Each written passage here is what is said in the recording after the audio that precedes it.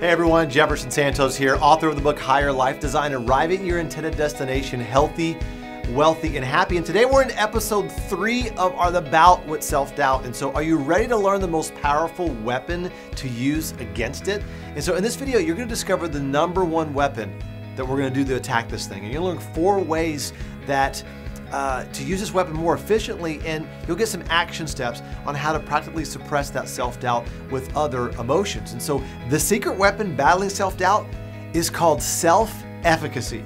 Now what's that? Here's the definition of it. Your belief in your own ability to succeed in specific situations. And so your sense of self-efficacy can play a major role in how you approach your goals, your tasks, and your challenges in your life. And so self-efficacy is the opposite of self-doubt.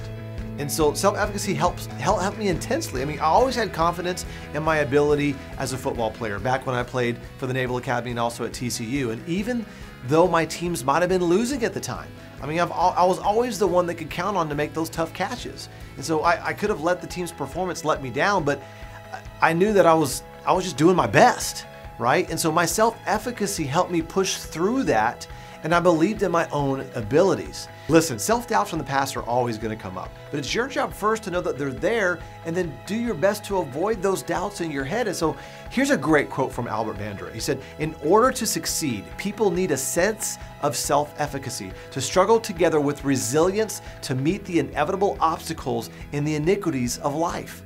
And so something we must talk about is confidence versus arrogance. Confidence is feeling certain in your own beliefs and abilities. Arrogance is an insulting way of thinking or behaving that becomes from believing that you're better or smarter or more important than other people. So there's 4 sources to develop self-efficacy. Number 1, mastery of experiences. I mean, repetition is the mother of skill. I mean, your goals broken down into small doable chunks can help you execute those tasks successfully and increase your self-efficacy. I mean, I talked about that in episode 3, but repetition is the mother of skill. You have to keep those things broken down in doable chunks. Number 2 is modeling other people who have succeeded. I mean, I think this is really key because they've been to the top of the mountain. They've been there. They know how to get there. I think it's really key in school. So you go through all these years of schooling and they say, don't look on the other person's paper. That's like cheating, right? Well, in business or in life, it's called modeling. If they can do it, you can do it. I mean, there was a guy, this is several years back, this is decades ago, here's what they said. If a man runs a sub 4-minute mile, his heart's going to explode. That's what they said. Well, there's a gentleman named Roger Bannister. Some of you probably heard of this story, that he broke the 4-minute mile. And once he did it, tens of thousands of other people have done it up until this point. And so it's, once again, when you're modeling someone, if they did it, you can do it, you can model it. And so find a mentor who's achieved what you want and model their actions. It's that simple, but you have to do the work. And so number 3, your circle of influence. Jim Rohn talks about you're going to become the 5 people that you hang around the most. What are their finances like? What are their emotions like? What are their relationships like? You're going to become the average of the 5 people that you hang around. And so you got to change your circle of influence. You got to be around winners, because you either change the people around you or you change the people around you. And so mastering your emotions. This is really key, because your emotional state can determine how you feel about your abilities. Because, I mean, NBA stars, they can make every free throw, every basket, but sometimes emotional pressure messes with their mind. They brick the ball, they air ball, right? Because of something that just happened the previous play, or some other player or fan is hackling them from the stands.